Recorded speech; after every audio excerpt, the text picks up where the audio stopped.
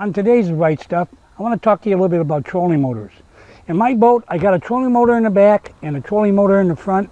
And of course, it's obviously that both of those in their own unique way work for certain and special good things. Of course, the trolling motor in the front, I use all the time if I'm going through and around the docks, I'm fishing the shoreline, and I can cast and move along really well. There's nothing better than having the good control, foot pedaled, good action, no problem, to fish along the line. In the back, I like to use for walleye. When I use it for the walleye back here, I go nice and slow. I don't normally do a lot of back trolling, but you can. But I do use it mostly forward trolling on it, catching a ledge. A lot of places I've had fish and have good luck for walleye is right along a reed line, and the reed line may go in and out, but you're going along the reed line and you're catching those reed walleyes along the edge. And I like to use the back trolling motor because I can look at this depth finder and I can work with my depth finders and really stay on that line really careful and controlled. Now another good time using two at the same time. Sometimes there's a little cross breeze when you're going down that path that you want to fish, and there's a little cross breeze that keeps pulling the boat and making you get off kilter, and then you have to redo it, or you don't want to necessarily fire up the big guy to hold that. You want to stay straight, you want to stay slow, and you want to have pretty good control. You can do it one of two ways.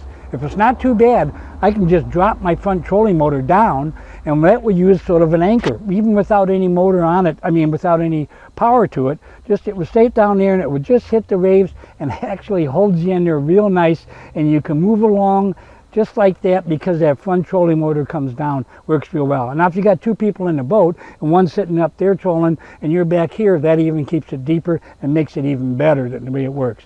Now if you get a little bit too much, where you're having trouble or you're into the wind and you want to keep that going straight into the wind and the wind keeps blowing your way, then you may turn that front trolling motor on one or two to keep it just tugging a little bit to keep that front end going, yet you're not going fast. And if you had to, you could throw out a windsock to slow you down. But I never really had to do that either. But I have used that front trolling motor along with the back trolling motor, just keeping that right on line.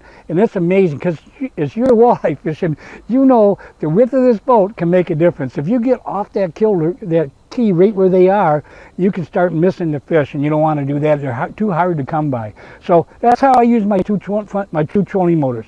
They work really well together. Just like I said, try them the next time you're out. When you got two trolling motors, if you haven't done that, try that next time. See how well you can keep that boat perfectly lined up, because boat controls everything. We all know that for sure. Well, thanks for watching.